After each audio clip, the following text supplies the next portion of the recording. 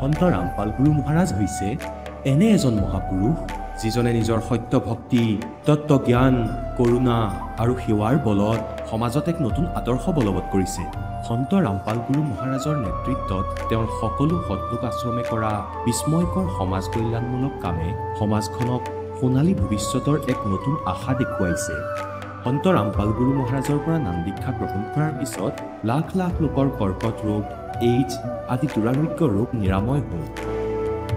সন্তজনাৰ জ্ঞানৰ পৰা অনুপ্ৰাণিত হৈ তেওঁৰ অনুগামীসকলে লাখ লাখ ইউনিট ৰক্তদান কৰে।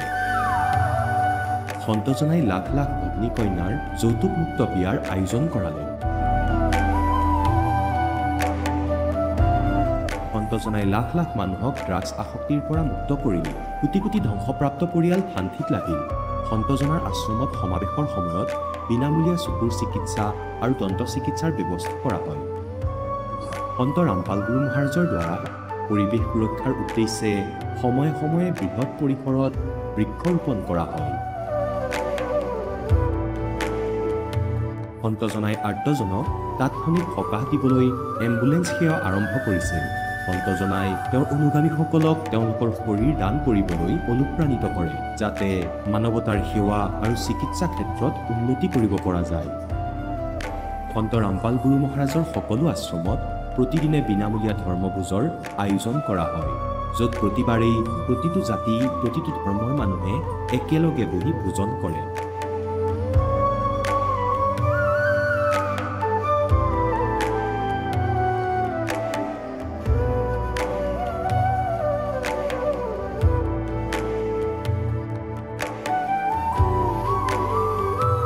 সন্ত ৰামপাল গুৰু মহাৰাজৰ আশ্ৰমত সহস্ৰাধিক বৃদ্ধ বৃদ্ধাই শ্ৰদ্ধা আৰু মৰমেৰে জীৱন যাপন কৰাৰ সুযোগ পায়। তেওঁলোকৰ থকা খোৱাৰ আৰু স্বাস্থ্যৰ সম্পূৰ্ণ দায়িত্ব সন্ত ৰামপাল গুৰু মহাৰাজে বহন কৰে।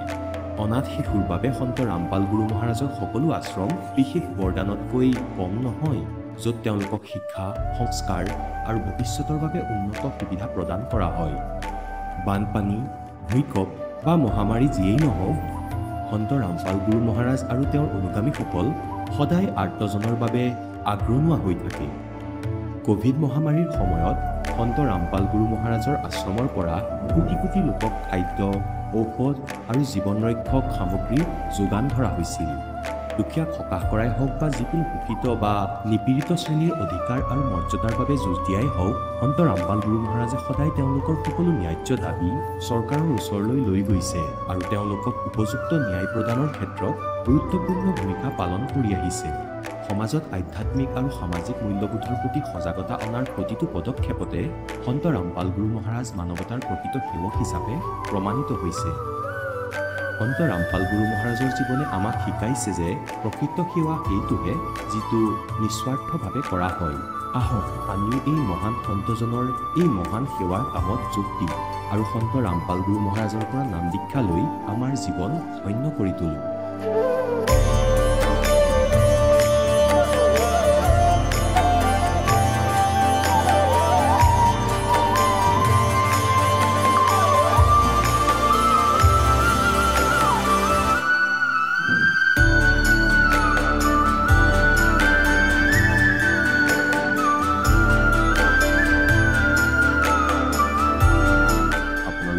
পৰিয়ালৰ সৈতে সৎলোক আশ্ৰমলৈ আন্তৰিকতাৰে আমন্ত্ৰণ জনোৱা হয়।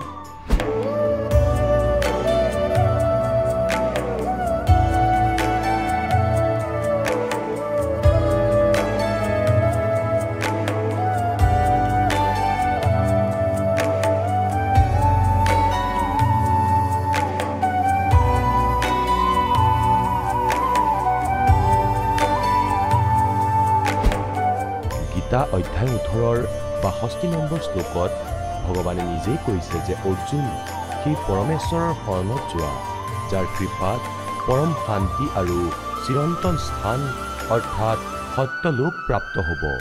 সেইজন পৰমেশ্বৰ কোন, ক'ত থাকে, কেনেকুৱা, এই কথা জানিবলৈ অনুগ্ৰহ কৰি অৱশ্যেই শুনক জগতগুৰু তত্ত্বদৰ্শী সন্ত ৰামপাল গুৰু মহাৰাজৰ অমৃত বচন, সকলো পবিত্ৰ ধৰ্মৰ পবিত্ৰ শাস্ত্ৰৰ আধাৰত।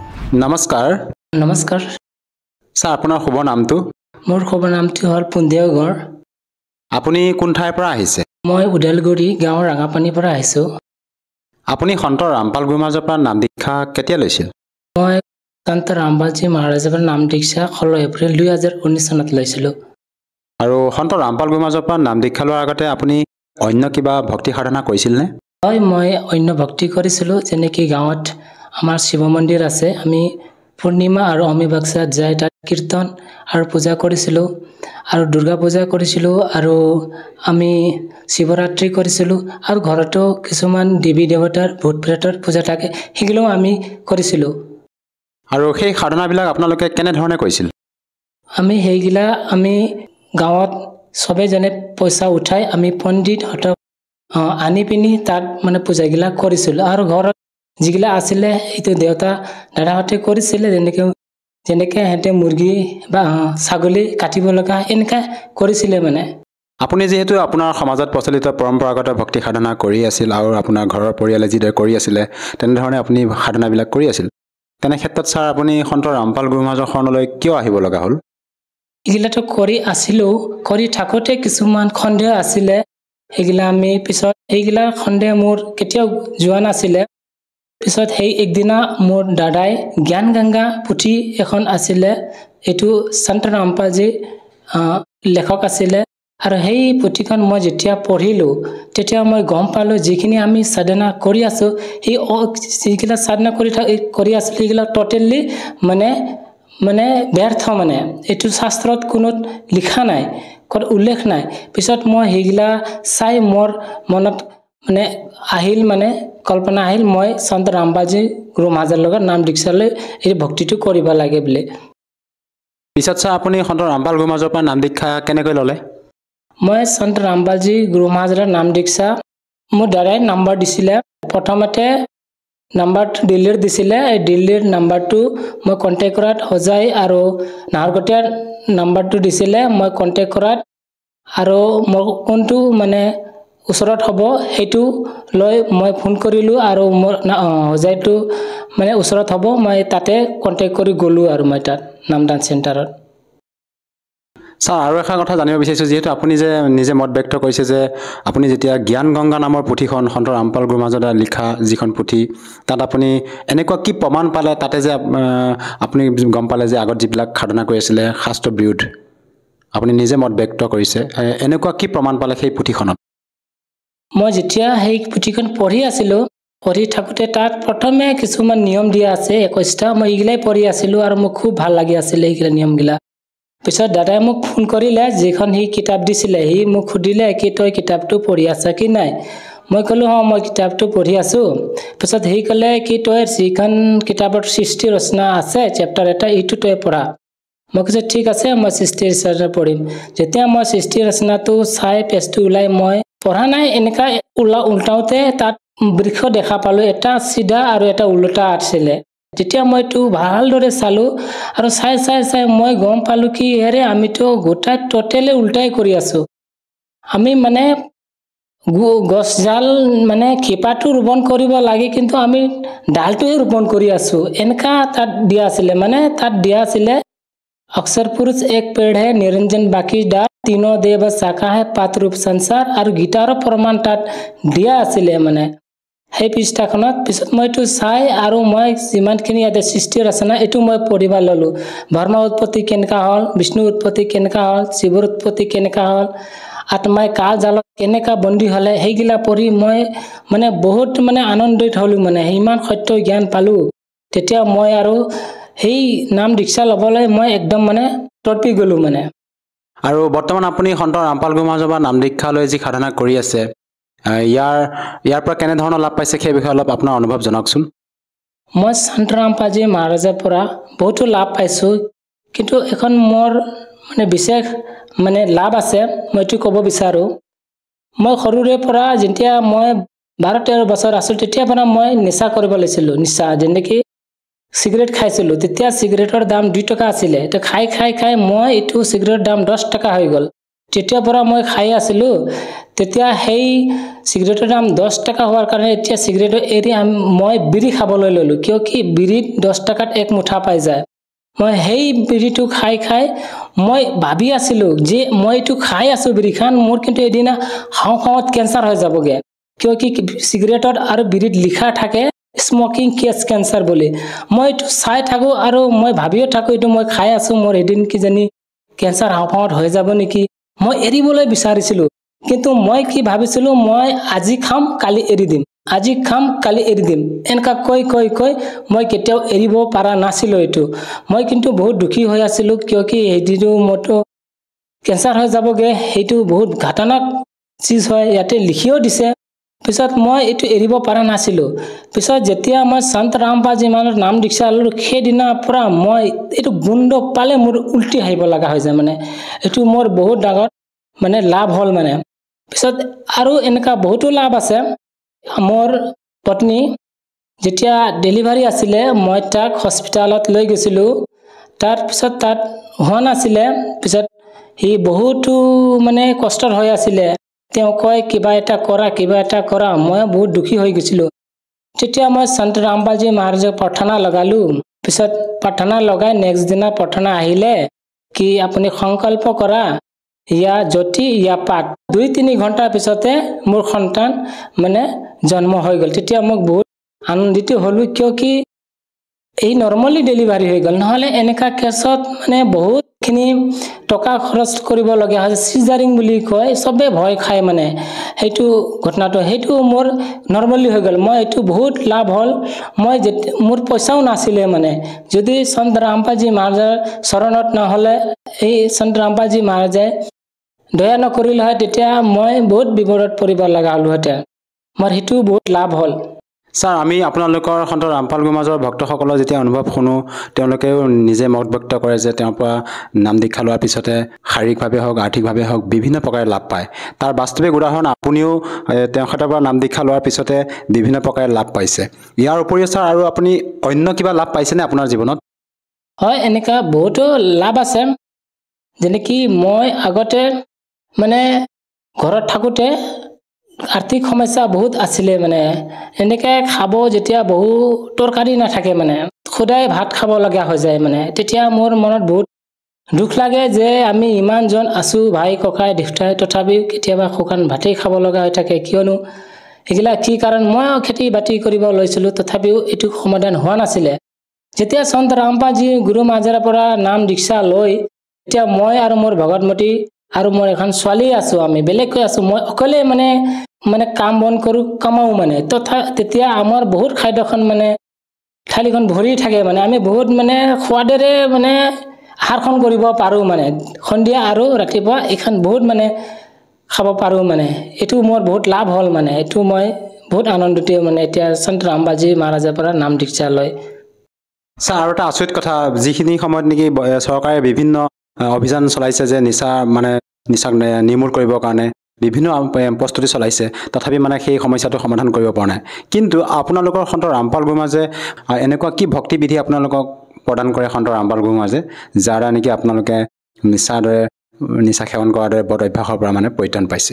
আমাৰ সন্ত ৰামপালজী মহাৰাজে আমাক সৎ ভক্তি দিয়ে, মানে যিটো আমাৰ পবিত্ৰ শাস্ত্ৰত মানে উল্লেখিত আছে। মানে আৰু সেই ভক্তিৰ কৰাৰ ফলতে আমাৰ এইগিলা যিমান নাচা যিমানখিনি বেয়া অভ্যাস আছে, এইগিলা অট'মেটিকলি আঁতৰি যায়। মানে গতিকে সেইটোৱে মানে আমাৰ সন্ত ৰামপালজী মহাৰাজে মানে সৎ ভক্তি দিয়ে। মানে আমাৰ শাস্ত্ৰত থকা ভক্তিটো দিয়ে, আৰু এই ব্ৰহ্মা বিষ্ণু মহেশ সিহঁতৰে মানে মন্ত্ৰটো দিয়ে। মানে আৰু সেই মন্ত্ৰক জাপ কৰিলে আমি এইগিলা অট'মেটিকলি মানে আঁতৰি যায়। মানে নাচা হওক বা কিছুমান ভূত প্ৰেতৰ বাধা, বহুতো সমস্যা এইগিলা মানে সমাধান হৈ যায় মানে এইটো মন্ত্ৰ দি। ছাৰ, যিহেতু আপুনি সন্ত ৰামপাল গুৰুমাজৰ জ্ঞান গংগা নামৰ পুথি অধ্যয়ন কৰি ভালদৰে জ্ঞান বুজি তেখেতৰ পৰা নাম দীক্ষা লৈ বৰ্তমান ভক্তি সাধনা কৰি আছে, আৰু এনেকুৱা কি প্ৰমাণ পালে আপুনি যে সন্ত ৰামপাল গুৰুমাজে আপোনালোকক যি ভক্তিবিধি দিছে আৰু আমাৰ সমাজত প্ৰচলিত পৰম্পৰাগত যিবিলাক শ্ৰদ্ধালুৱে আমাক ভক্তি সাধনা প্ৰদান কৰি আছে, তেওঁলোকৰ যি ভক্তিবিধি আৰু আপোনালোকৰ সন্ত ৰামপাল গুৰুমাজৰ যি ভক্তিবিধি, ইয়াৰ মাজত আপুনি কেনেধৰণৰ পাৰ্থক্য বিচাৰি পাইছে? আমাৰ সমাজত যিখিনি ভক্তি সাধনা কৰি আছে, এইটো টোটেলি আমাৰ গীতা শাস্ত্ৰৰ বিৰুদ্ধ। মানে এইটো কোনো আমাৰ শাস্ত্ৰত উল্লেখিত নাই। যেনেকি আমাক শাস্ত্ৰত কৈছে, মানে গীতাত কৈছে যদি শাস্ত্ৰতে কি কৰিব লাগে, কোনটো পূজা কৰিব লাগে আৰু কোনটো পূজা এৰিব লাগে, এইটো শাস্ত্ৰহে প্ৰমাণ মানে। যোনটো শাস্ত্ৰত লিখা আছে এইটোৱে কৰিবি, যোনটো শাস্ত্ৰত লিখা নাই এইটো নকৰিবি। এইটো কৰিলে আপোনাৰ একো লাভ নহয়। আৰু যোনটো গীতা শাস্ত্ৰত লিখা আছে এইটো আপুনি কৰিলে লাভ হ'ব আৰু আপুনি আগত মোক্ষ প্ৰাপ্ত হ'ব, মানে আগতো আপুনি সুখী পাব মানে, এইটো কৈছে। কিন্তু মই যেতিয়া জ্ঞান গংগা পুথিখন পঢ়িলোঁ তাতো চব আমাৰ গীতাৰ মানে প্ৰমাণিত জ্ঞানটো দিছে। যেনেকি গীতাৰ অধ্যায় নম্বৰ 15 শ্লোক 1 পৰা 4 উল্টাকৈ ওলমি থকা পিপলৰ বৃক্ষক যোনে ক'ব পাৰে তন্নতন্নকৈ সিয়ে তত্ত্বদৰ্শী সন্ত হয় বুলি গীতাত কৈছে। আৰু সেই তত্ত্বদৰ্শী সন্ত আমাক গুৰুদেৱ সন্ত ৰামপালজী মহাৰাজা হয়। গতিকে সেয়ে আমাৰ ইয়াৰ পৰা আমি প্ৰমাণত পাইছোঁ যে সেই ভক্তি মানে সত্য বুলি। ছাৰ, যিহেতু আপুনি সন্ত ৰামপাল গুৰুমাজৰ পৰা নাম দীক্ষা লোৱাৰ পিছতে বিভিন্ন প্ৰকাৰে লাভ পাইছে, শাৰীৰিকভাৱে হওক বা আৰ্থিকভাৱে হওক। আপুনি নিজেও মত ব্যক্ত কৰিছে যে আপুনি যিবিলাক শাৰীৰিক সমস্যাত ভুগি আছিলে আৰু যি আপুনি নিচাৰ দৰে বদ অভ্যাস এটা আছিলে আপোনাৰ, সেই অভ্যাসটো আপুনি সন্ত ৰামপাল গুৰুমাজৰ পৰা দীক্ষা লোৱাৰ পিছতে পৰিত্ৰাণ পালে। গতিকে যিসকল দৰ্শকে আজি টিভি স্ক্ৰীণত আপোনাক প্ৰত্যক্ষ কৰি আছে তেওঁলোকক আপুনি কি বাৰ্তা দিব বিচাৰে যাতে তেওঁলোকেও আপোনাৰ দৰে উপকৃত হ'ব পাৰে? মই যিসকলে টিভি স্ক্ৰীণত চাই থকা সকলক মই কিনো বাৰ্তা দিম? মই হাত জোৰ কৰি প্ৰাৰ্থনাই কৰিব পাৰিম। মই আগত যিগিলা সাধনা ভক্তি কৰিছিলোঁ তাৰ পৰা মোৰ একো লাভ নহ'ল। যেনেকৈ মই আগত বিড়ি খাইছিলোঁ, সেই বিড়িটোও মোৰ মানে এৰিব নোৱাৰিলোঁ। মই যেতিয়া সন্ত ৰামপালজী মহাৰাজাৰ পৰা নাম দীক্ষা ল'লোঁ তেতিয়া মোৰ সেইগিলা চব মানে এৰি গ'ল আৰু মোৰ বহুতো লাভ হ'ল। তো আপোনালোকেও সন্ত ৰামপালজী মহাৰাজাৰ জ্ঞান শুনি, সৎসংগ চাই, পুস্তকগিলা পঢ়ি নাম দীক্ষা ল'লে আপোনালোকেও মোৰ নিচিনা লাভ হ'ব। ছাৰ, যদিহে কোনো লোকে সন্ত ৰামপাল গুৰুমাজৰ পৰা নাম দীক্ষা লৈ ভক্তি সাধনা কৰিব বিচাৰে, কেনেকৈ নাম দীক্ষা ল'ব পাৰিব? সন্ত ৰামপালজী মহাৰাজাৰ পৰা নাম দীক্ষা ল'বলৈ বহুতো সহজ আছে। আজিকালি ইউটিউবত, ফেচবুকত সন্ত ৰামপালজী মহাৰাজ চাৰ্চ কৰিলে সন্ত ৰামপালজী মহাৰাজৰ বহুতো সৎসংগ আহে। সেই সৎসংগৰ তলত নাম্বাৰ দিয়া থাকে। সেই নাম্বাৰত আপুনি কণ্টেক্ট কৰিলে আপোনাৰ ওচৰত নামদান চেণ্টাৰ আপোনাক কৈ দিব, আপুনি তাত যাই নাম দীক্ষা ল'ব পাৰিব। ধন্যবাদ থাকিল ছাৰ। ধন্যবাদ ছাৰ। এতিয়া জগতগুৰু তত্ত্বদৰ্শী সন্ত ৰামপাল গুৰু মহাৰাজৰ সৎসংগৰ মাধ্যমেৰে সেই অদ্বিতীয় আধ্যাত্মিক জ্ঞানৰ বিষয়ে জানি লওঁ, যাৰ মাধ্যমেৰে আপোনালোকেও প্ৰাপ্ত কৰিব পাৰিব এনেকুৱা আধ্যাত্মিক, মানসিক আৰু ভৌতিক সুখ যি এতিয়ালৈকে কেৱল আপোনালোকে মীৰাবাই, ধ্ৰুৱ, প্ৰহ্লাদ আদি কেইজনমান ভক্তৰ জীৱন কথাতহে শুনিছে। এতিয়া শুনক তত্ত্বদৰ্শী সন্তৰ সৈতে শাস্ত্ৰ অনুকূল ভক্তি সৎসংগ, এনেকুৱা অদ্বিতীয় আধ্যাত্মিক জ্ঞান যাৰ প্ৰমাণ আছে সকলো ধৰ্মৰ সকলো পবিত্ৰ শাস্ত্ৰত। এতিয়া শ্ৰীমদ ভাগৱত গীতাত আমি বুজিম, परमात्मा কৈছিলে, परमेश्वर ने कहा था गुण तीनों की भक्ति में ये भूल पड़ो संसारे, कह कबीर निज नाम बिना ये कैसे उतरे पारे। गुण তিনিওজনৰ 10 গুণ ব্ৰহ্মাৰ, সদগুণ বিষ্ণু, তমগুণ শিৱদেৱৰ ভক্তি থমিত থকা ভুল পাৰো সংসাৰ।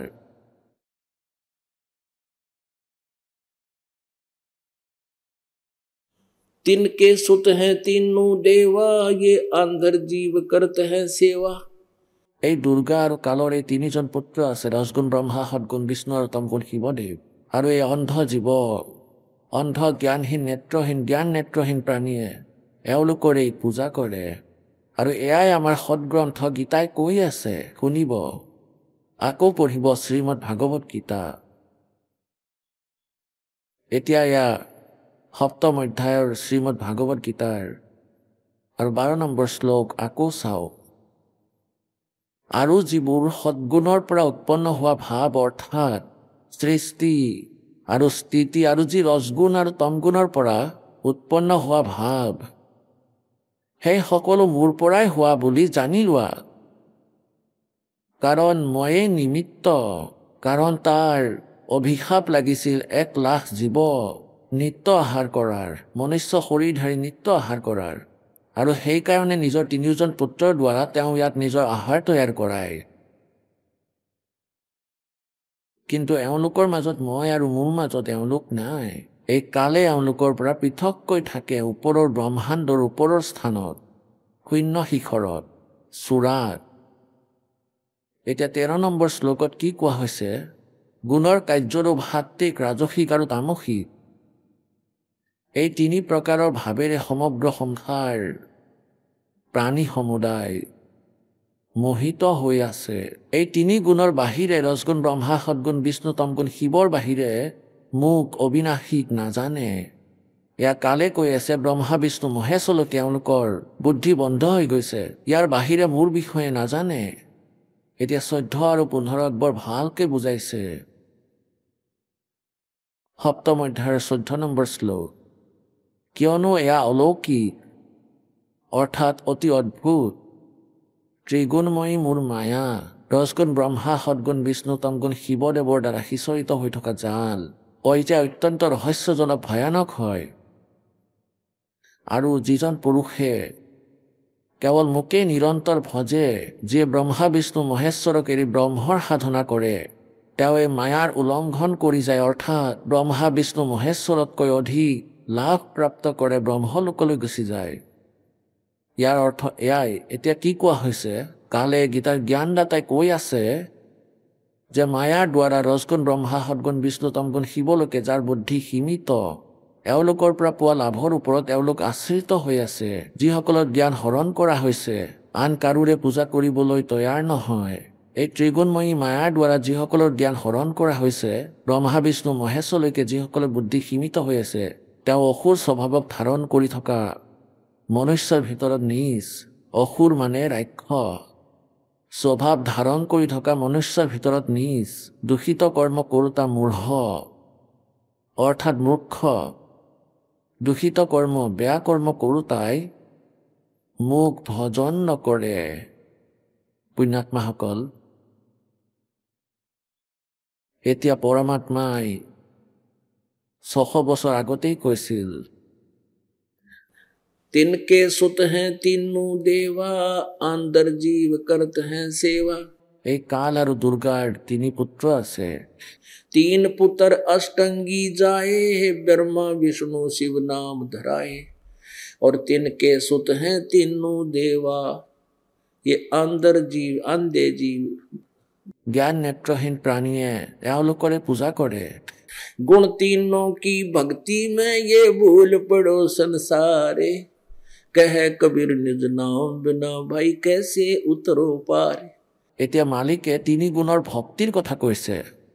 কৰবাত কোনো বিচলিত হৈছে আৰু ভক্তিটো আকৌ দেৱতা হয়, সেয়েহে তেওঁলোকৰ ভক্তি কৰে। 3 গুণ ৰজগুণ ব্ৰহ্মা, সদগুণ বিষ্ণু, তমগুণ শিৱদেৱৰ। এতিয়া পুণ্যাত্মাসকল, উদাহৰণ দিওঁ, যেনেকৈ ব্ৰহ্মাদেৱৰ পূজা কৰিছিল হিৰণ্যকশিপুৱে, আৰু তেওঁৰ পৰা সিদ্ধি প্ৰাপ্ত কৰি নিজকে ডাঙৰ ভাবিছিল। ৰাক্ষস কোৱা হৈছিল, নিজৰ পুত্ৰৰ শত্ৰু হৈ পৰিছিল আৰু কুকুৰৰ দৰে মৰিছিল। ৰজগুণ ব্ৰহ্মাৰ সাধনা কৰিছিল হিৰণ্যকশিপুৱে, ৰাক্ষস কোৱা হৈছিল আৰু দুৰ্গতি প্ৰাপ্ত হৈছিল। কেনেকুৱা পাপ কৰিছিল?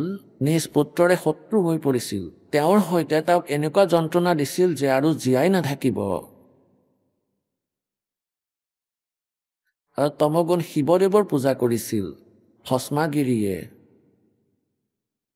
ভস্মাগিৰি নামৰ এজন সাধক আছিল, যি ভগৱান শিৱক ঈশৰূপত পূজিছিলে। 12 বছৰ ওপৰ ফালে ভৰি তল পিনে শিৰ থৈ শিৰাখনত থিয় হৈ আছিল। পাৰ্বতীয়ে প্ৰাৰ্থনা কৰিছিল, পৰমাত্মা হে ভোলেনাথ, আপুনিতো মালিক, যি বিচাৰে তাকেই কৰিব পাৰে, আপোনাৰ পূজাৰীয়ে কি বিচাৰিছে তেওঁ দি দিয়ক। তেতিয়া শিৱদেৱে ক'লে, কোৱা ভাই ভস্মগিৰি, কি বিচাৰা পুত্ৰ? ভস্মাগিৰিয়ে ক'লে, প্ৰথমতে প্ৰতিশ্ৰুতিবদ্ধ হওক। ভগৱান শিৱই ভাবিলে কিনো বিচাৰিব, হয়তো কোনো সিদ্ধি বিচাৰিব। ক'ব ধৰিলে ভগৱান শিৱই, ভাই তথাস্তু, হৈ গৈছো মই বচনবদ্ধ। তেতিয়া থিয় হৈ পৰিল তপস্যা এৰি আৰু ক'লে যে আপোনাৰ হাতত যি এই খাৰু আছে, এই ভস্ম খাৰু দিয়ক। বচনবদ্ধ হৈ গৈছিল, ক'লে লোৱা, দিবলগীয়া হ'ল। এতিয়া এই ভস্ম খাৰুত এটা গুণ আছিল যে যিয়ে ইয়াত যিকোনো ব্যক্তিৰ মূৰত এনেকৈ থৈ কৈ দিয়ে যে ভস্ম, তেওঁ তাতেই নাশ হৈ গৈছিল। এই কথা তেওঁ জানিছিল ভস্মগিৰিয়ে, সেয়েহে সেইটো বিচাৰিছিল আৰু মনত কি ভাবি আছিল যে মই শংকৰক মাৰিম, পাৰ্বতীক নিজৰ পত্নী বনাম। এই উদ্দেশ্যেৰে সাধনা কৰি আছিল তেওঁ। এতিয়া যেতিয়া সেই ভস্মগিৰি সেই অসুৰৰ হাতত আহি পৰিল তমগুণৰ উপাসকৰ, সেই সময়তে ডিক্লেয়াৰ কৰি দিছিল যে সাৱধান হৈ যোৱা শংকৰ, তোমাক মাৰিম আৰু পাৰ্বতীক পত্নী বনাম। হা হা হা হা। এতিয়া পুণ্যাত্মাসকল আমি ভগৱান শিৱদেৱক অবিনাশী বুলি কৈছিলো। আৰু তাত যেতিয়া তেওঁ গম পালে যে ভস্মগিৰি তেওঁক মাৰিব, তেতিয়া ভগৱান শিৱই তাৰ পৰা পলায়ন কৰিলে, স্পীডত দৌৰিলে আৰু মূৰত হাত থৈ পলাবলৈ ধৰিলে আৰু ভাবিলে যে এতিয়া সি মোক মাৰিব। যদি তেওঁ অবিনাশীয়ে আছিলে তেন্তে পলোৱাৰ কি প্ৰয়োজন আছিল, পলোৱাৰ কি আৱশ্যকতা আছিল? থিয় হৈ ক'লে হয়, আহা যি কৰিব আছে কৰা।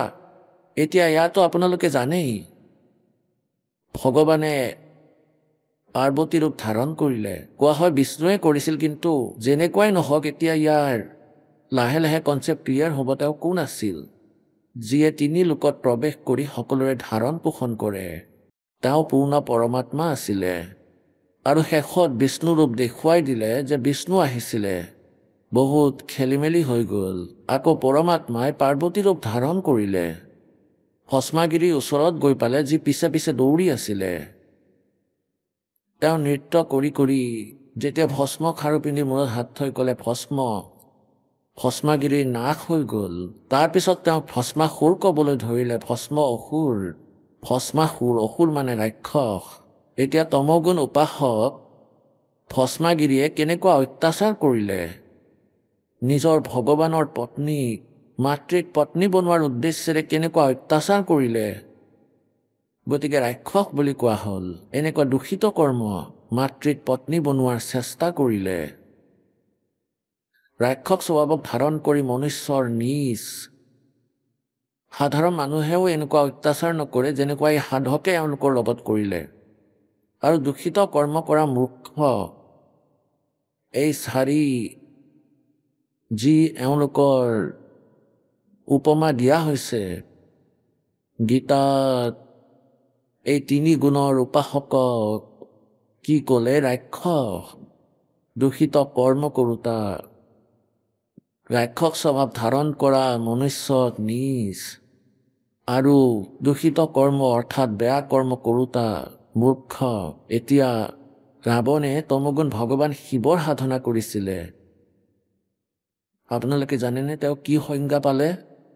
ৰাৱণক ৰাক্ষস কোৱা হয়। পুণ্যাত্মাসকল, এবাৰ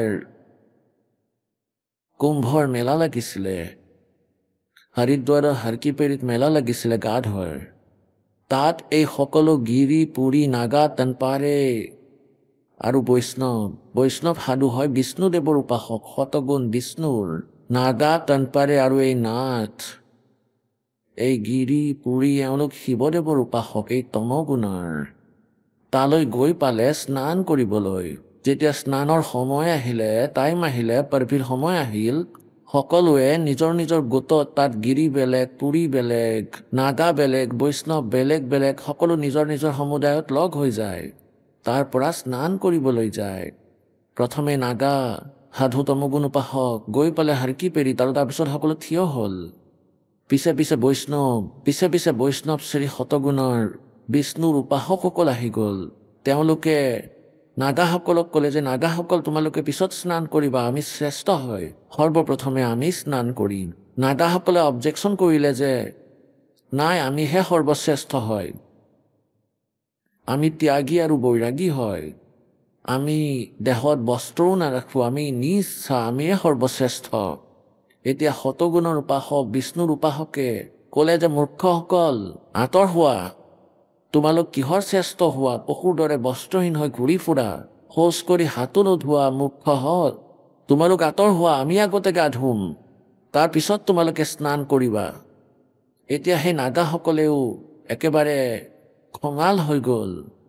এনেকৈ মৰা মৰি, খুচিয়া খুচি এজনে আনজনক যেনেকৈ গাধই গাধৰ লগত কামোৰা কামুৰি কৰে, ডিঙি কাটি পেলায় আৰু তৰোৱাল ওলাই ল'লে তাৰ মাৰিলে, কটাৰী সুমুৱাই দিয়ে এজনে আনজনক। 25,000 সেই ত্ৰিগুণ উপাসক, কি যে হ'ব। এই 25,000 নিজৰ মাজতে কটাকটি কৰি মৰি গ'ল। ৰাক্ষস দূষিত কৰ্ম কি হ'ব ৰাক্ষস। कहते काटे शीस नहीं दल करुणा ये जग में साध कवावे है। जो जन उनके दर्शन को जावे उनको भी नरक पठावे है। तीर तुपक तलवार कटारी जमदड़ जोर बधावे है। हर पैड़ी हर हेत न जाण्या वहां जा तेग चलावे है। এতিয়া কাৰ তৰোৱাল কটাৰী কোঠাৰ অৰ্থাৎ চাকু সোমাই দিলে এজনে আনজনক। মুখেৰে কয় হাৰ্কি পেৰি আৰু ভগৱানক ভয়ো নকৰে আৰু ভগৱানৰ বাবে মৰমো নাই তেওঁলোকৰ। যদি সেয়া হাৰ্কি পেৰি আছিল আৰু ভগৱানৰ আগত লাখতি বজাই আছে, এয়াও নকল কাম। तीर तुपक तलवार कटारी जमदड़ जोर बधावे हैं। हर पैड़ी हर हेत न जाण्या वहां जा तेग चलावे हैं। तेग माने तोरुआल। काटे शीस नहीं दल करुणा ये जग में साध कुआवे हैं। और जो जन उनके दर्शन को जावे उनको भी नरक पठावे हैं। এতিয়া এই তিনি গুণক গীতাত ক'লে যে তিনি গুণৰ উপাসকক ৰজগুণ ব্ৰহ্মা সদগুণ বিষ্ণু তমগুণ শিৱৰ উপাসকক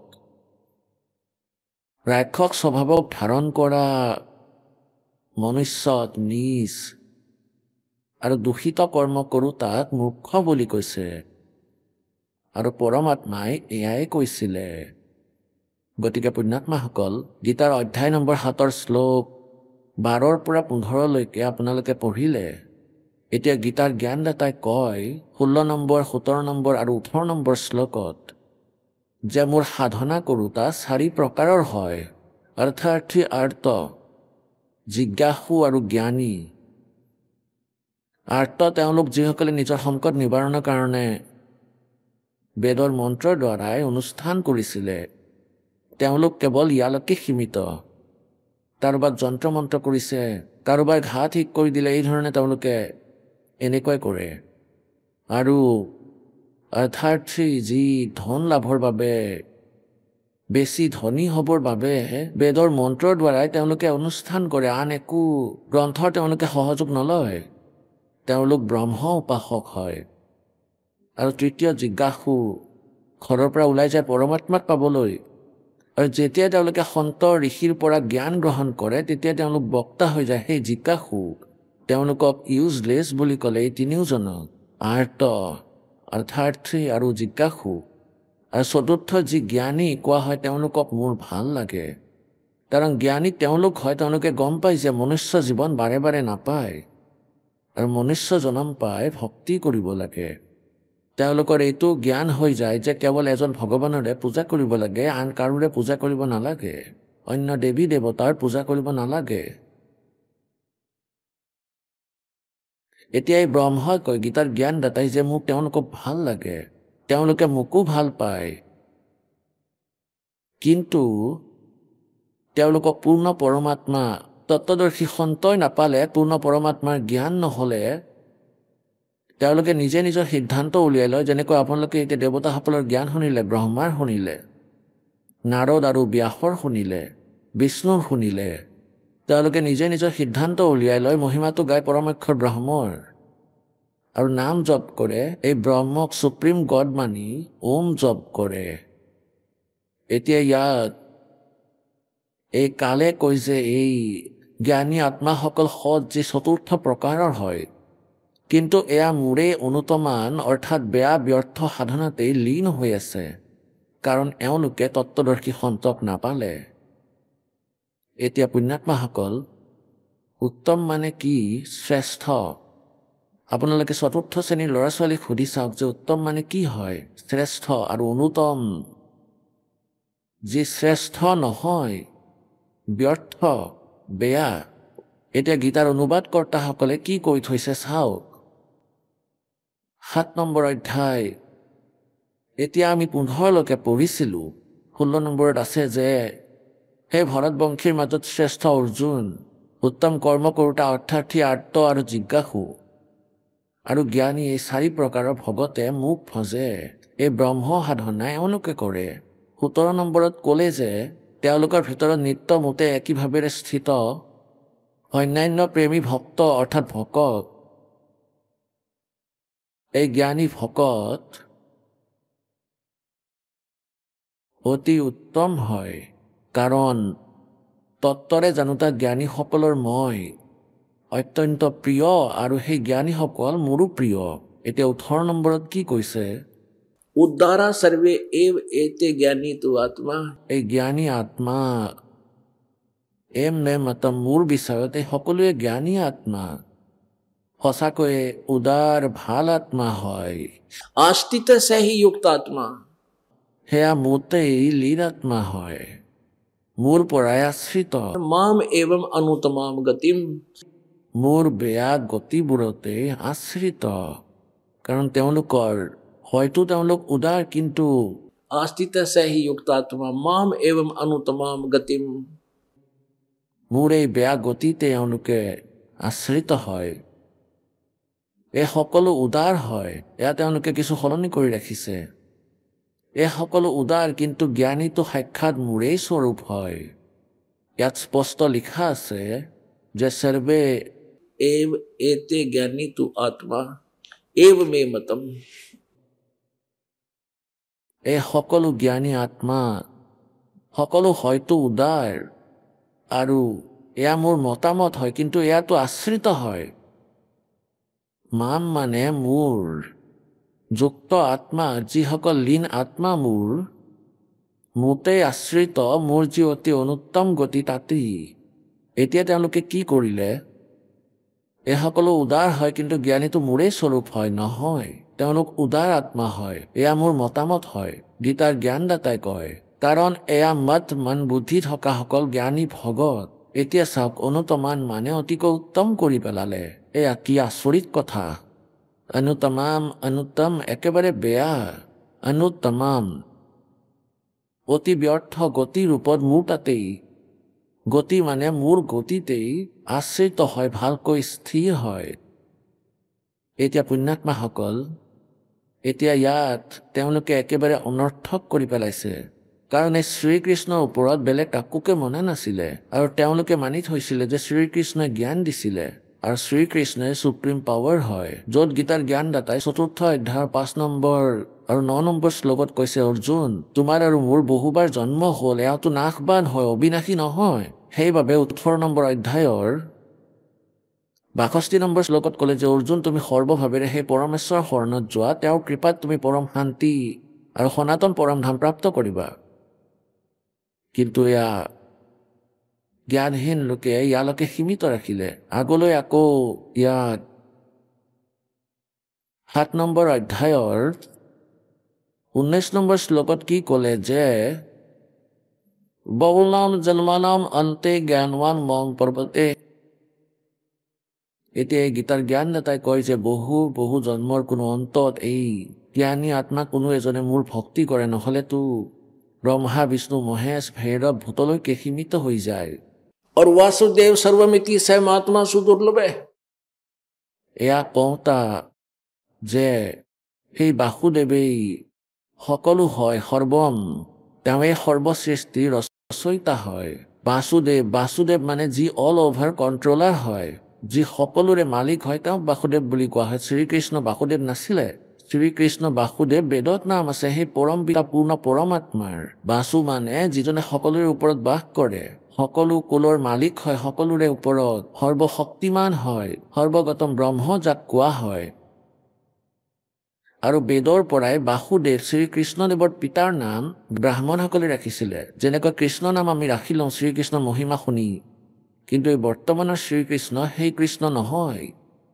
গতিকে এনেকৈ বাসুদেৱ যি শ্ৰীকৃষ্ণদেৱৰ পিতা আছিলে শ্ৰীকৃষ্ণ বাসুদেৱ নাছিলে শ্ৰীকৃষ্ণ বিষ্ণু অৱতাৰ আছিলে বিষ্ণুদেৱ কেৱল এই 3 লোকত এক ব্ৰহ্মাণ্ড স্বৰ্গ আৰু পাতাল লোকত এটা বিভাগৰ মন্ত্ৰী আছিল এওঁ বাসুদেৱ নহয় এই 3 লোকৰ ওপৰত তেওঁৰ প্ৰভুত্ব আছে এওঁৰ পিতা 21 ব্ৰহ্মাণ্ডৰ মালিক হয় এওঁ বাসুদেৱ নহয় আৰু যাক ব্ৰহ্ম বুলি কোৱা হয় আৰু পৰব্ৰহ্ম এওঁ 7 খণ্ড ব্ৰহ্মাণ্ডৰ মালিক এই কুলৰ মালিক অৰ্থাৎ বাসুদেৱ নহয় এই পৰমাক্ষৰ ব্ৰহ্ম কবিৰদেৱ যিজন হয় অৰ্থাৎ অল অভাৰ কণ্ট্ৰলাৰ এওঁ বাসুদেৱ এওঁহে পূজাৰ যোগ্য হয় এওঁহে পাপ নাশক এওঁ মুক্তিদাতা হয় এওঁ আমাৰ কৰ্মৰ ৰেখা চেঞ্জ কৰিব পাৰে এওঁহে আমাৰ আয়ুস বঢ়াব পাৰে तो गीता ज्ञानदाता कहता है कि बहु नाम जन्मानाम अन्ते 7 নম্বৰ অধ্যায় 19 নম্বৰ মন্ত্ৰত বহু নাম জন্মানাম অন্তে জ্ঞান বানে জ্ঞানী আত্মাই মাম পৰপদতে মোৰ পূজা কৰে নহলেতো ভৈৰৱ ভূত ব্ৰহ্মা বিষ্ণুলৈকে সীমিত থাকে সকলো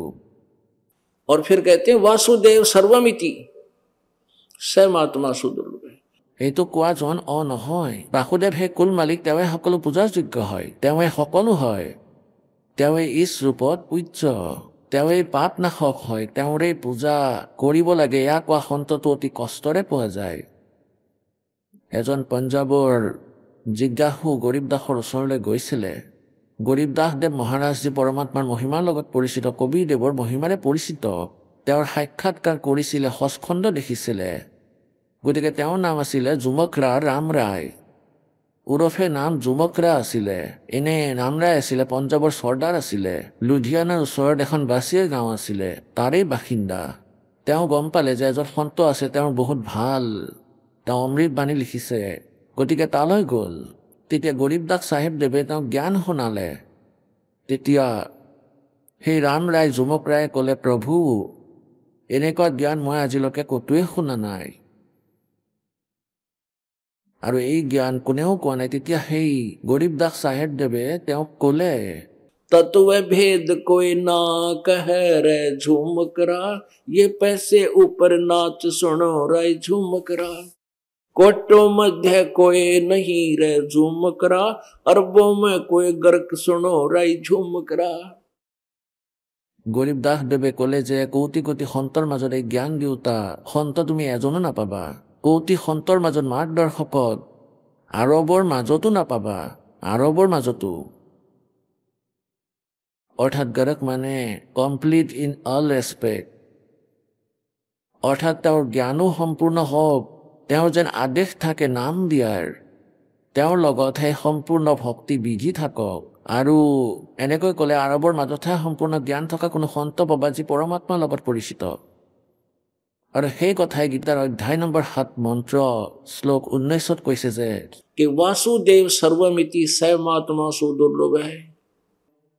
এতিয়া পুণ্যাত্মাসকল 20, 21, 22, 23ত আকৌ এই তিনিওটা গুণ থকা দেৱতাসকলক ব্ৰহ্মা বিষ্ণু মহেশৰ পূজা ক্লিয়াৰ কৰিলে যে এয়া কৰিব নালাগে চাব অধ্যায় নম্বৰ 7ৰ আকৌ 20, 21, 22, 23 20ত কোৱা হৈছে সেই ভোগৰ কামনাৰ দ্বাৰা যাৰ জ্ঞান কাঢ়ি লোৱা হৈছে এয়া 15ৰ পৰা আকৌ আৰম্ভ হৈছে এয়া চাব এয়া 15 নম্বৰ শ্লোকৰ পৰা আকৌ আৰম্ভ হৈ যায় মায়াৰ দ্বাৰা যাৰ জ্ঞান কঢ়া হৈছে ব্ৰহ্মা বিষ্ণু মহেশলৈকে যিসকলৰ বুদ্ধি সীমিত হয় ইয়াৰ আগত নচলে ৰাক্ষস স্বভাৱ ধাৰণ কৰা মনুষ্যত নিজ দূষিত কৰ্ম কৰোতাসকলক মূৰ্খ সকলে মোক নভজে এতিয়া ইয়াৰ পৰাই লিংক আছে আগলৈ 7ম অধ্যায়ৰ এয়া 20 নম্বৰ শ্লোক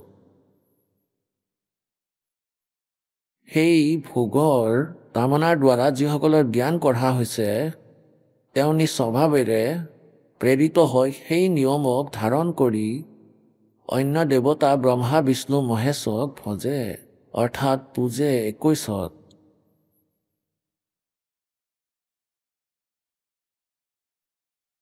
য'ত কামবাক যি দেৱতাৰ স্বৰূপক শ্ৰদ্ধাৰে পূজিব বিচাৰিছে সেই ভগতৰ শ্ৰদ্ধাক মই সেই দেৱতাৰ প্ৰতি স্থিৰ কৰোঁ 22ত সেই পুৰুষ সেই ব্যক্তিয়ে সেই শ্ৰদ্ধাৰে যুক্ত হৈ সেই দেৱতাৰ পূজন কৰে আৰু সেই দেৱতাৰ পৰা মোৰ দ্বাৰাই বিধান কৰা সেই ইচ্ছিত ভোগবোৰ নিঃসন্দেহে প্ৰাপ্ত কৰে এতিয়া আগলৈ 23ত স্পষ্ট কৰি দিলে কিন্তু সেই অলপ বুদ্ধি থকাসকলৰ মন্দ বুদ্ধিসকলৰ বুদ্ধিহীনসকলৰ সেই ফল নাশবান হয় দেৱতাসকলক পূজোতাৰ দেৱতাসকল প্ৰাপ্ত হয় মত ভগত এয়া তেওঁ খেলি মেলি কৰিলে লাগে যেনেকৈ ভজক অন্তত নহয় মোৰ ভগতে মোকেই প্ৰাপ্ত কৰে এতিয়া পুণ্যাত্মাসকল আপোনালোকক আকৌ দেখুৱাওঁ অধ্যায় নম্বৰ 9 শ্লোক 20 পৰা 23লৈকে 9 এয়া 20 হয়। তিনিও বেদত যজুৰ্বেদ, ঋগ্বেদ আৰু সামবেদ, অথৰ্ববেদ যি হয় সেয়া বেলেগকৈ আছে। তাত সৃষ্টি ৰচনাৰ বেছি জ্ঞান আছে। এই তিনিও বেদত বিধান কৰা ঋগ্বেদ, যজুৰ্বেদ আৰু সামবেদ এয়া ভক্তিৰ স্তৰৰ বেদ হয়। এই তিনিও বেদত বিধান কৰা সকাম কৰ্ম কৰোতাসকলে, সমৰস পান কৰোতা পাপৰহিত পুৰুষে মোক যজ্ঞৰ দ্বাৰা পুজি স্বৰ্গপ্ৰাপ্তি বিচাৰে।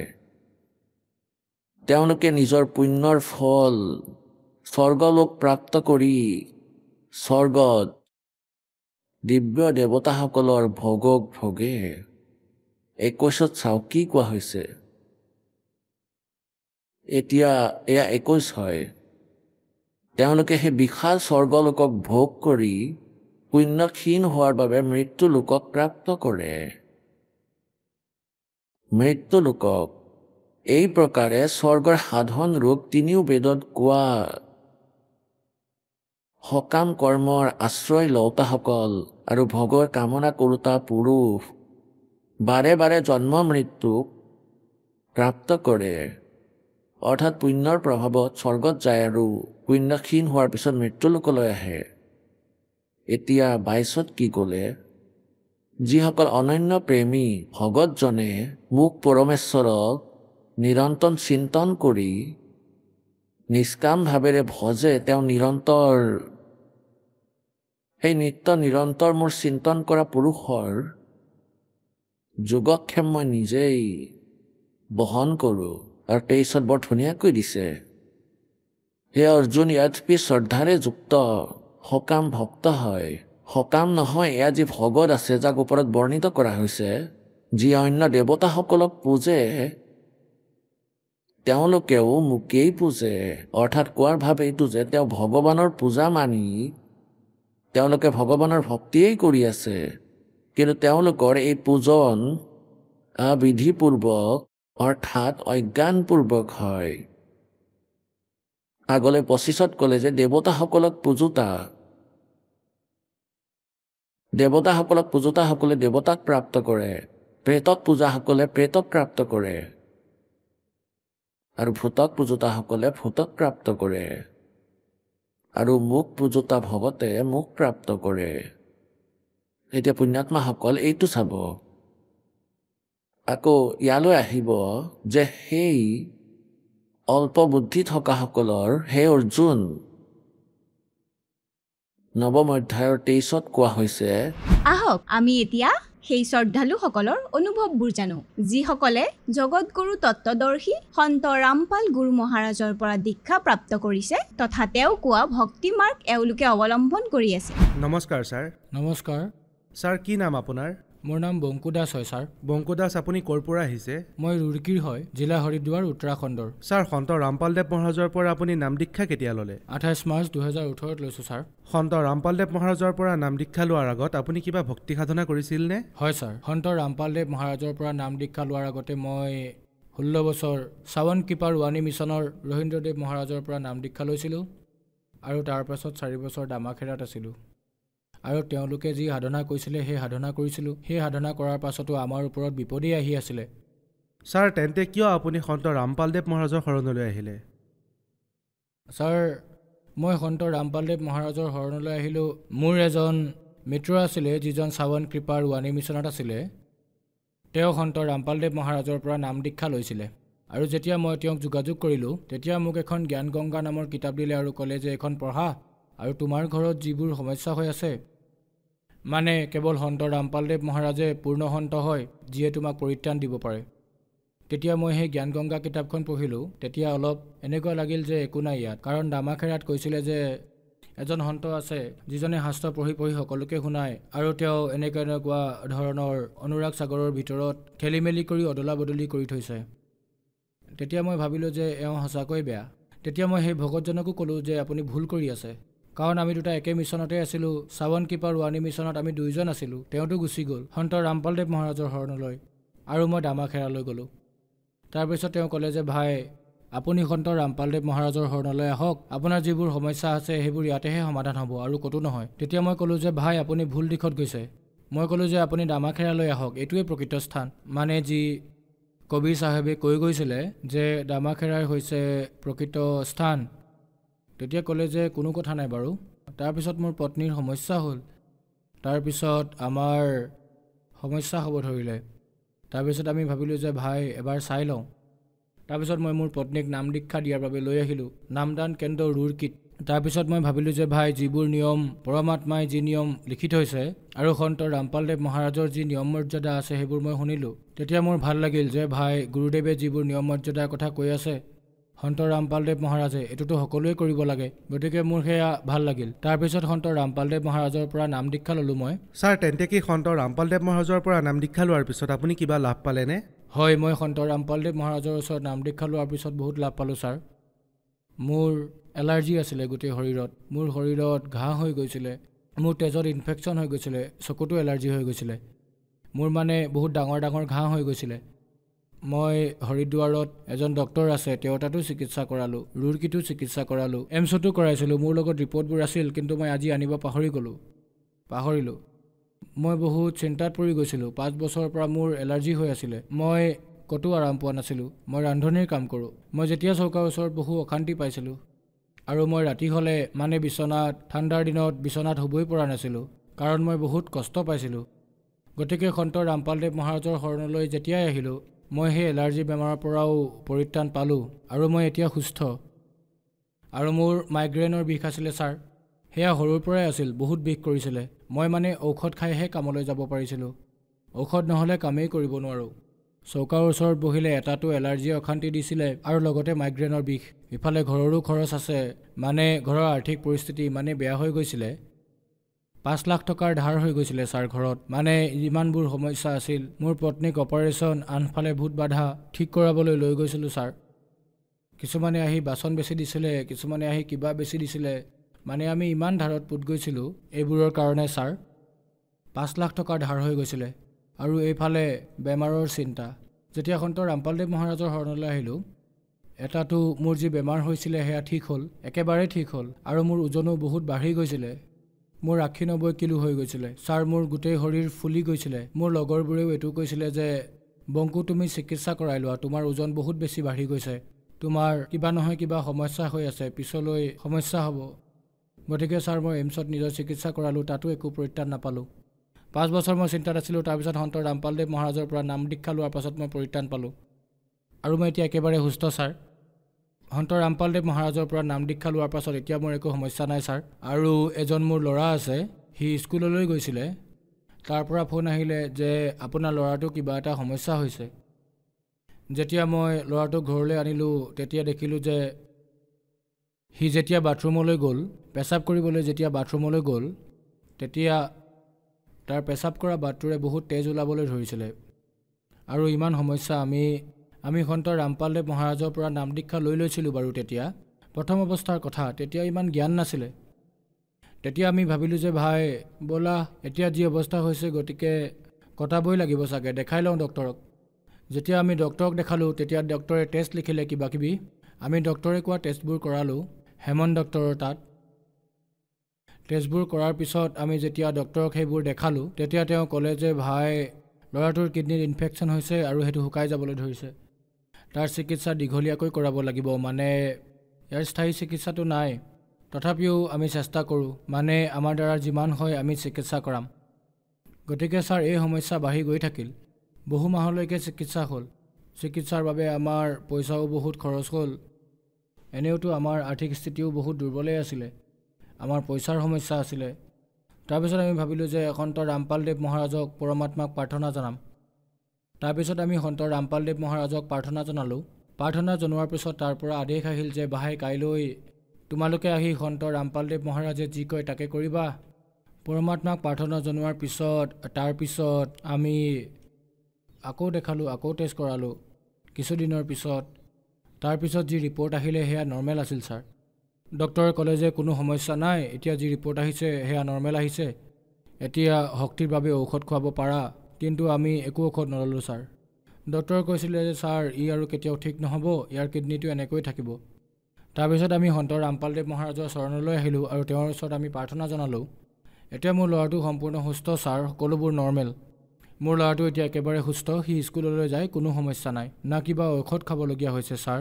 সন্ত ৰামপালদেৱ মহাৰাজৰ পৰা নাম দীক্ষা লোৱাৰ পাছত আমি বহুত লাভ পালোঁ। লাভ ইমান পালোঁ যে যদি ক'ব আৰম্ভ কৰোঁ সময় শেষ হৈ যাব, কিন্তু লাভ কোৱা শেষ নহ'ব। লাভ বহুত পালোঁ ছাৰ, পৰমাত্মা শৰণত অহাৰ পাছত বহুত লাভ পালোঁ ছাৰ। আপুনি ইয়াৰ ৰিপৰ্ট চাব পাৰে। এয়া মোৰ 9 বছৰীয়া ল'ৰা ৰোহিত। মই যি তাৰ টেষ্টবোৰ কৰাইছিলোঁ সেয়া এতিয়া নৰ্মেল। ডক্টৰে কৈছিল যে সি কেতিয়াও ভাল নহ'ব, তাৰ কিডনীটো তেনেকৈয়ে থাকিব। ইয়াৰ কিডনীটো একেবাৰে শুকাই গৈছিলে ছাৰ। এতিয়া মোৰ ল'ৰাটো একেবাৰে সুস্থ, স্কুল যায়, খেলা ধূলা কৰে, ভালদৰে খায়, একেবাৰে সুস্থ, না কিবা ঔষধ খায়, না কিবা সমস্যা হৈছে তাৰ, একেবাৰে সুস্থ সি। সন্ত ৰামপালদেৱ মহাৰাজে আমাক ইমান লাভ দিলে, মোৰ ল'ৰাটোৰ এতিয়া একেবাৰে সমস্যা নাই ছাৰ, না কিবা ঔষধ খাব লগা হৈছে। এয়া আপোনালোকে দেখিবলৈ পাইছে। এয়া চাওক, মোৰ ল'ৰাটোৰ টেষ্ট হয়, য'ত আল্ট্ৰাচাউণ্ড কৰাইছিলে ডক্টৰে। ৰুৰকীত চাৰণ ডক্টৰৰ ওচৰত চিকিৎসা কৰাইছিলোঁ তাৰ। সৰু ল'ৰা ছোৱালীৰ ভাল ডক্টৰ হয় ছাৰ। মই কেটাৰিঙৰ কাম কৰোঁ, ৰান্ধনিৰ কাম। এবাৰ মই কেটাৰিং এটা পাইছিলোঁ 1.5 লাখ টকাৰ। 1,10,000 দিয়াৰ পিছত তেওঁলোকে বহুমাহ ধৰি পইচা দিয়া নাছিলে, পইচা নাই বুলি কৈ আছিলে। ছোৱালীজনীৰ দেউতাকে যিয়ে মোক কেটাৰিংটো দিছিলে, সেই ছোৱালীজনীও তাইৰ বিয়াৰ যি ব্যৱস্থা তাই নিজে কৰিছিলে। তাই ভায়েক আৰু দেউতাকে মদ খায়, বহুত বেয়া অৱস্থা আছিলে, পইচাৰ একো ব্যৱস্থা কৰিব পৰা নাছিলে। আৰু মোৰ ইমান বেয়া অৱস্থা হৈছিলে, মোৰ 1,40,000 টকা ফচি গৈছিলে। মই কি কৰোঁ? মই বহুত কষ্টৰে কেটাৰিংটো খুলিছিলোঁ, পৰমাত্মাই দয়া কৰিছিলে আৰু সেই কেটাৰিঙৰ কামটো পাইছিলোঁ, কিন্তু পইচা নাপালোঁ। তাৰপিছত আমি সন্ত ৰামপালদেৱ মহাৰাজক প্ৰাৰ্থনা জনালোঁ যে ভাই, পৰমাত্মাই যি কৰিব ভালেই কৰিব। তাৰপাছত সন্ত ৰামপালদেৱ মহাৰাজক প্ৰাৰ্থনা জনোৱাৰ পিছত মই ক'লোঁ যে মোৰ 1,40,000 টকা ফচি আছে আৰু পোৱা নাই। তেওঁলোকে কৈ আছে যে আমাৰ লগততো নাই, আমি ক'ৰ পৰা দিম। তাৰপিছত তাৰ পৰা আদেশ আহিল যে কালি গম ল'বা, পৰমাত্মাই দয়া কৰিব। গতিকে ভগতদেৱ গধূলি সময়ত তেওঁলোকৰ ফোন আহিল যে দাদা, আপোনাৰ যি 1,40,000 টকা আছিলে সেইটো আপুনি গধূলি আহি লৈ যাব অফিচৰ পৰা, যিয়ে মোক কেটাৰিঙৰ কামটো দিছিল। ছাৰ, মই তালৈ গ'লোঁ, 5 বজাৰ ওচৰা ওচৰিত তেওঁ মোক 1,40,000 টকা এটা দিলে। এইটো এটা লাভ পালোঁ মই। পৰমাত্মাই পলে পলে লাভ দিয়ে, পলে পলে পৰমাত্মাই ৰক্ষা কৰে। আৰ্থিক স্থিতি বহুত বেয়া আছিল ছাৰ, মানে ঘৰত খোৱা লোৱাটো অসুবিধা আছিল। এটা সময়ৰ মানে এসাঁজৰ বাবে খাব পৰা বস্তু আছিল। ঘৰত বহুত সমস্যা আছিল, আমাৰ বহুত ধাৰো আছিল। মই সকলোৰ পৰা ধাৰ লৈছিলোঁ আৰু আমাৰ লগত যিমানবোৰ বস্তু আছিল, বাচন বৰ্তন, সকলোবোৰ বেছি দিব লগা হৈছিল। আৰু পৰমাত্মা সন্ত ৰামপালদেৱ মহাৰাজৰ শৰণলৈ অহাৰ পাছত মানে ছাৰ, মই আমাৰ সম্পৰ্কীয় যিমানবোৰ মানুহ আছে তেওঁলোকক সহায় কৰিব পৰা হ'লোঁ পইচা দি। পৰমাত্মাই বহুত লাভ দিলে, এতিয়া কোনো সমস্যা নাই। পৰমাত্মাৰ শৰণলৈ আহি এতিয়া সকলো ঠিক আছে ছাৰ, আৰু কোনো সমস্যাও নাই। পৰমাত্মাৰ শৰণলৈ অহাৰ পাছত আমি বহুত লাভ পালোঁ আৰু পৰমাত্মাই বহুত দয়া কৰিলে। ছাৰ, সন্ত ৰামপালদেৱ মহাৰাজৰ পৰা নাম দীক্ষা লোৱাৰ পিছত আপুনি বহুত লাভ পালে। সন্ত ৰামপালদেৱ মহাৰাজে এখন পৰিয়াল ৰক্ষা কৰিলে। ছাৰ, আপোনাক আজি বহুত শ্ৰদ্ধালুৱে চাই আছে, যিসকল পৰিয়াল বহুত দুখত আছে, তেওঁলোকক আপুনি কি ক'ব বিচাৰিব? ছাৰ, এই ডাকৰ এই প্ৰাৰ্থনা যে সন্ত ৰামপালদেৱ মহাৰাজ পূৰ্ণ পৰমাত্মা কবীৰদেৱ ভগৱানৰ স্বৰূপ, তেওঁ পৃথিৱীলৈ আহিছে আৰু আমাক জ্ঞান বুজাই আছে। জ্ঞান পৰমাত্মাৰ গোটেই সংসাৰতে বিয়পি আছে। পৰমাত্মাৰ জ্ঞান শুনক। পৰমাত্মাৰ আপুনি যদি অনুষ্ঠান চাই, পৰমাত্মাই শাস্ত্ৰ অনুকূল সাধনাবোৰৰ কথা কয়। সন্ত ৰামপালদেৱ মহাৰাজে কয় যে তোমালোকে যিবোৰ সাধনা কৰি আছা সেইবোৰ ভুল হয়। সাধনা শাস্ত্ৰ অনুসাৰে যদি সাধনা কৰা তেতিয়াহে লাভ পাবা। গতিকে পৰমাত্মাৰ শৰণলৈ আহক আৰু নিজৰ কল্যাণ কৰাওক। আপোনালৈ, সমগ্ৰ সংসাৰবাসীলৈ, ভাই ভনীসকললৈ এইটোৱেই প্ৰাৰ্থনা। সন্ত ৰামপালদেৱ মহাৰাজৰ শৰণলৈ কেনেকৈ আহিব পাৰি? সন্ত ৰামপালদেৱ মহাৰাজৰ শৰণলৈ ছাৰ, টিভি চেনেলত এডাল হালধীয়া শাৰী আহে, তাতে কিছুমান নম্বৰ আহে পৰমাত্মাৰ সন্ত ৰামপালদেৱ মহাৰাজৰ আশ্ৰমৰ। সেই নম্বৰত আপুনি ফোন কৰি আপোনাৰ নিকটৱৰ্তী নামদান কেন্দ্ৰ যি আছে আপুনি গম ল'ব পাৰিব আৰু আপুনি পৰমাত্মাৰ পৰা নাম লৈ নিজৰ কল্যাণ কৰাব পাৰিব ছাৰ। ধন্যবাদ ছাৰ। সচ্চাই।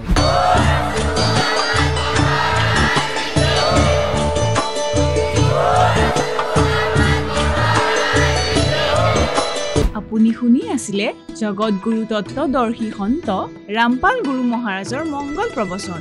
অধিক জানিবৰ বাবে ভিজিট কৰক www.newdimension.org jagatgururampalji.org সন্ত ৰামপাল গুৰু মহাৰাজৰ শুভ আশীৰ্বাদত সমগ্ৰ বিশ্বতে 500তকৈ অধিক নাম দীক্ষা কেন্দ্ৰ আছে য'ত সন্ত ৰামপাল গুৰু মহাৰাজৰ দ্বাৰা বিনামূলীয়াকৈ নাম দীক্ষা দি থকা হৈছে আপোনাৰ ওচৰৰ নাম দীক্ষা কেন্দ্ৰৰ ঠিকনা জানিবলৈ সম্পৰ্ক কৰক 7082208528